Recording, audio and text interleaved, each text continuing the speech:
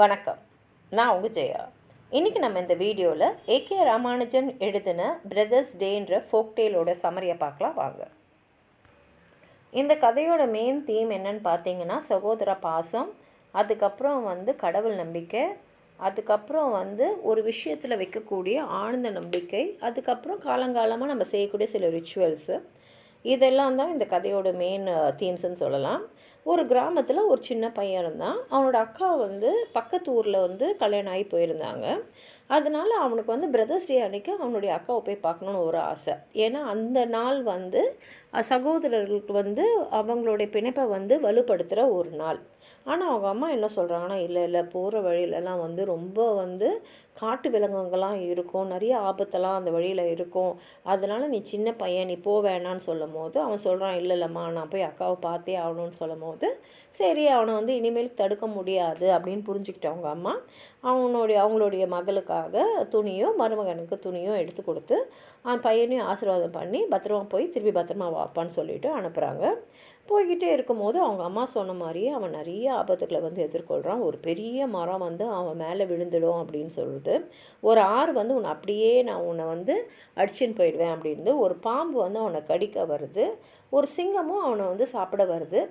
ஆனால் எல்லார்கிட்டையுமே அவன் என்ன ரொம்ப சொல்கிறான்னா, மரியாதையாக சொல்கிறான், இல்லை நான் என்னுடைய அக்காவை பிரதர்ஸ் டேக்காக பார்க்குறதுக்கு போகிறேன், நான் என் அக்காவுக்கு துணியெல்லாம் எடுத்துன்னு போகிறேன், அதை நான் என் அக்கா கிட்ட கொடுக்கணும், அவளை சந்தோஷமாக பார்க்கணும், கண்டிப்பாக இந்த வழியாக தான் நான் திரும்பி வருவேன், திரும்பி வரும்போது நீங்கள் என்ன விருப்பப்படுறீங்களோ அதை நீங்கள் செஞ்சீங்கன்னு சொல்லும் போது அந்த மரம், ஆறு, அப்புறம் பாம்பு, அந்த சிங்கம்லாம் சரி முடிச்சுட்டு திருப்பி இதே வழியாக வந்துடு அப்படி சொல்லி அனுப்பிச்சிடுறாங்க. கடைசியாக அவன் அவன் அக்கா வீட்டுக்கும் வரான். அவன் அக்கா வீட்டுக்கு வரும்போது அவங்க அந்த ஸ்பின்னிங் மில்லில் ஸ்பின் பண்ணிகிட்ருக்காங்க. கரெக்டாக அப்போ தான் ஒரு நூல் அருந்துடுது. அந்த நூலை அறுக்கும் போது யாராவது அவங்க வீட்டுக்கு விருந்தாளிங்க வந்தால் அவங்கள வரவேற்கிறது கெட்ட சகுனம் மாதிரி ஒரு நம்பிக்கை அங்கே இருக்குது. அதனால் அவங்க அக்கா என்ன பண்ணுறாங்கன்னா, அவங்க தம்பி வரதை பார்த்தும் அவங்க அந்த நூலை வேக வேகமாக திரும்பி கட்டி முடிக்கிறதுல தீவிரமாக இருக்காங்க. இதை பார்த்த உடனே அந்த தம்பிக்கு ஒரு மாதிரி ஆகிடுது. ஏன்னா அவனுக்கு இந்த நம்பிக்கையெல்லாம் தெரியாது, இந்த கஷ்டம் பற்றி தெரியாது. சரி ஒரு வேளை நம்ம தப்பான நேரத்தில் வந்துட்டோமோ அப்படின்னு சொல்லிட்டு சரி அப்படி திரும்புகிறான் போகிறதுக்கு. ஆனால் அதுக்குள்ளே நூலை சரி பண்ணிவிட்டு சந்தோஷமாக ஓடி தம்பியை வரவேற்கிறான். ரொம்ப சந்தோஷமாக இருக்குது அவங்க அக்காவுக்கு. அவன் கொடுத்த கிஃப்ட்ஸ் எல்லாம் அவளுக்கு ரொம்ப சந்தோஷமாக இருக்குது. தம்பி வந்ததை நல்லபடியாக அவனை பார்த்துக்கணுன்றதுனால பக்கத்தில் இருக்கிறவங்க கையில் கேட்குறான், என் தம்பி வந்திருக்கான் ஊர்லேருந்து, முதல் வாட்டி இப்போ தான் வந்திருக்கான், எனக்கு நிறையா கிஃப்ட்லாம் கொண்டு வந்திருக்கான், நான் என்ன செய்யணும் போது ஒருத்தங்க சொல்கிறாங்க, நீ என்ன பண்ணு, உன்னுடைய கோட்டியாடு இருக்குல்ல, அந்த சுற்றி வீட்டை சுற்றி இருக்கிற அந்த மதில், அதில் எண்ணெயை தடவிட்டு வெண்ணெயை கொதிக்க வை அப்படின்றாங்க.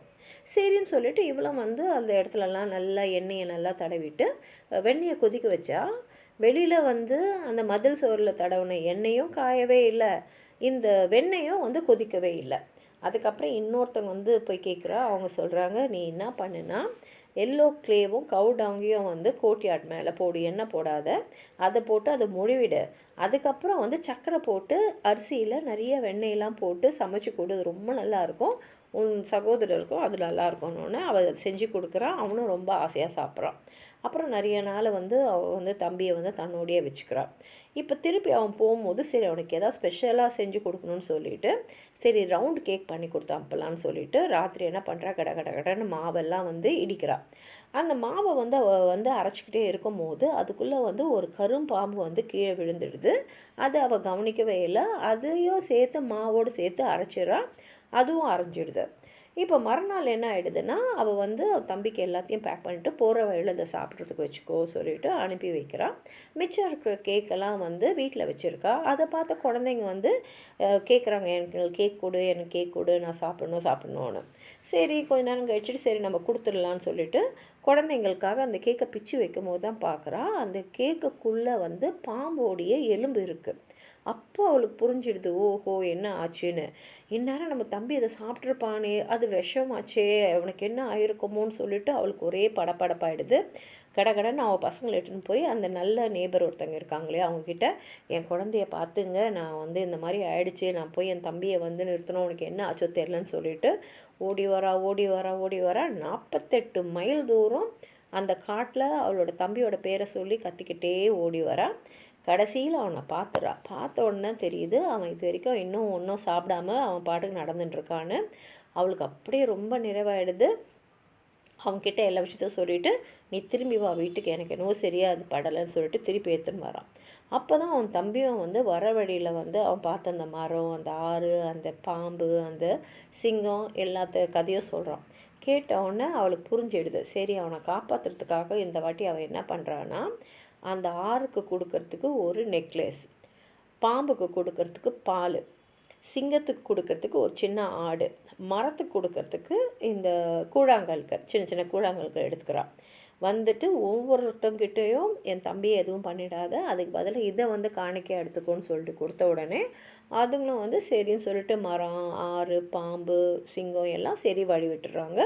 தம்பியை ஒன்றும் பண்ணல. அவங்களும் சந்தோஷமாக ஊற்றிட்டே இருக்காங்க. ஆனால் காட்டுக்குள்ளே வரும்போது என்ன ஆகிடுதுன்னா, தம்பி குளிக்க போகிறான். அப்போ அவள் தனியாக இருக்கும் போது மதர் ஃபேட்டை பார்க்குறான். அந்த மதர் ஃபேட் சொல்கிறாங்க, நான் ஒரே பையனை ஒருத்தனுக்காக, அவன் எதுக்காக நான் ஒரு கவர் பண்ணியிருக்கேன்னு. இது எப்படின்னா, உன்னுடைய தம்பியோட மரணம் நெருங்கிட்டு இருக்குன்னு சொல்கிறதுக்கான ஒரு அறிகுறி. இப்போ அவன் தம்பிக்கு கல்யாணம் வேற பண்ண போகிறாங்க. அவள் இந்த கல்யாணத்தையும் முடிச்சுட்டு வீட்டுக்கு போகலான்ற எண்ணத்தோடு தான் வந்திருக்கா. இந்த நேரத்தில் போய் அதுவும் தம்பி இந்த வயசுலையா அவளால் அது தாங்கவே முடியல. அவள் கெஞ்சி கேட்குறா மதர் ஃபேட் கையில், என் தம்பியை காப்பாற்றுறதுக்கு நான் என்ன செய்யணும், எனக்கு ஏதாவது ஒரு வழி சொல்லுங்கன்னு போது, முதல்ல கடவுள் நம்பிக்கையை கடவுள்கிட்ட வேண்டிக்கும். ரெண்டாவது, நீ பிரதர்ஸ் டே அன்னைக்கு நீ உன்னுடைய தம்பியை சாபம் கொடு. இது வித்தியாசமாக இருக்கும், வாயால் சபிக்கிறோமேனு, ஆனால் இது ரொம்ப பவர்ஃபுல்லான ஒரு ரிச்சுவல் அப்படின்றாங்க. உடனே அவங்க அக்கா தம்பியை சபிக்க ஆரம்பிச்சிடா. உன்னுடைய எலும்பெல்லாம் ஒன்றா சேர்ந்துருக்கட்டும், உன்னுடைய மரணம் நெருங்கட்டும் அப்படிலாம் சபிக்கிறான். இதை கேட்டுக்கிட்டே வர தம்பிக்கு ஒரு மாதிரி அதிர்ச்சியாக இருக்குது. என்னடா அது நம்ம அக்கா வாயிலேருந்து வார்த்தையெல்லாம் வருது, அதுவும் என்னை பார்த்து சொல்லிக்கிட்டே இருக்காங்களேன்னு. ஆனாலும் அவன் எதுவுமே கேட்கல. சரி, அக்கா எது செஞ்சாலும் ஏதாவது ஒரு விஷயம் இருக்குன்னு சொல்லிட்டு இருக்காங்க. இப்போ அவங்க வீட்டுக்கு வந்தோடனே அவங்க பிரதரோடைய வெட்டிங்கும் நடந்துக்கிட்டே இருக்குது. ஆனால் அதில் அவங்க சிஸ்டர் ரொம்ப ஸ்ட்ரேஞ்சாக பிஹேவ் பண்ணுறாங்க. மாப்பிள்ளை செய்ய வேண்டிய எல்லா விஷயத்துலையும் அவங்க பக்கத்துலேயே இருக்காங்க, தம்பி விட்டு நவரவே இல்லை. எல்லாருமே என்ன அந்த பொண்ணுக்கு பைத்தியம் ஏதாவது பிடிச்சிடுச்சா அப்படின்னு. ஆனால் தம்பி ஒன்றுமே சொல்ல, இல்லை அக்கா என்ன இஷ்டப்படுறாங்களோ அதை அவங்க செய்யட்டும் அப்படின்னு விட்டுறான். கல்யாண ராத்திரி அன்றைக்கி கூட அவள் இல்லை அவங்க தூங்கின்னு இருக்க அறைக்கு பக்கத்துலேயே ஒரு கர்டன் மாத்திரம் போட்டுடுங்க, நான் இங்கே தான் படுப்பேன் அடம் பிடிச்சி அங்கே படுத்துக்கிறான். ராத்திரிலாம் அவள் தூங்கவே இல்லை, அப்படியே முடிச்சு பார்த்துக்கிட்டே இருக்கா. அவள் எதிர்பார்த்த மாதிரியே அன்றைக்கி ராத்திரி விடியறதுக்கு முன்னாடி ஒரு பாம்பு அந்த காட்டிலேருந்து அப்படியே மணமகளும் இருக்கிற இடத்துக்கிட்ட போயிட்டே இருக்குது. ஆனால் இவள் ரொம்ப அலர்ட்டாக இருந்தால், ஏற்கனவே கத்தியிலேருந்து எல்லாமே வச்சுட்டு இருந்தா கையில். அதனால சத்தம் போடாமல் அந்த பாம்பு கொன்னுட்டு அந்த உடம்பை ஒரு கூடையில் போட்டு மறைச்சி வச்சுடுறா. காலையில் பார்த்தா, ஏன்னா ராத்திரியெல்லாம் முடிச்சதுனால காலையில் விழுந்துக்கவே இல்லை. இப்போ அவளை எழுப்ப போகிறாங்க. ஆனால் அவங்க அம்மா சொல்லிடுறாங்க, இல்லை அவள் எழுப்பாதீங்க. ஆனால் அவங்களுக்கும் ஒரு சந்தேகம். ஏன்னா அவள் எப்போதுமே காலையில் எழுந்துற பொண்ணு, இவ்வளோ நேரம் ஆகி எழுந்துக்கவே இல்லையே, ஏதோ விஷயம் இருக்குது அப்படின்னு நினச்சிட்டு இருக்காங்க. அதுக்கப்புறம் ரொம்ப நேரம் கழிச்சு தான் அவள் எழுந்துட்டு அப்புறம் அந்த செத்துப்போன அவள் கொண்டு அந்த பாம்பை காமிச்சிட்டு எல்லா விஷயத்தையும் சொல்கிறா. மதர் ஃபேட் எப்படி பார்த்தா, அவள் பிரதருடைய உயிரை காப்பாற்றுறதுக்காக அவள் என்னென்னலாம் செஞ்சா அப்படின்றதெல்லாம் சொன்னால், அன்னிலேருந்தே இந்த ரிச்சுவல் ஆஃப் கர்சிங் சில இடத்துல இருக்குது. ஏன்னா அவங்களோட நம்பிக்கை அந்த மாதிரி நம்ம செஞ்சோன்னா நம்ம சகோதரர் ஆயுள் நீண்ட காலம் நிலச்சி இருக்கோன்ற நம்பிக்கை இன்னமும் சில பேர்கிட்ட இருக்குது. இதை தான் இந்த கதையாக எழுதியிருக்காரு. உங்களுக்கு எதாவது சொல்லணும்னு நினச்சிங்கன்னா கீழே இருக்கிற கமெண்ட் பாக்ஸில் எழுதுங்க. இந்த வீடியோவை லைக் பண்ணுங்கள், உங்கள் ஃப்ரெண்ட்ஸோடு ஷேர் பண்ணுங்கள். சப்ஸ்கிரைப் பண்ணாதவங்களாம் ப்ளீஸ் சப்ஸ்கிரைப் பண்ணி சப்போர்ட் பண்ணுங்கள். நன்றி.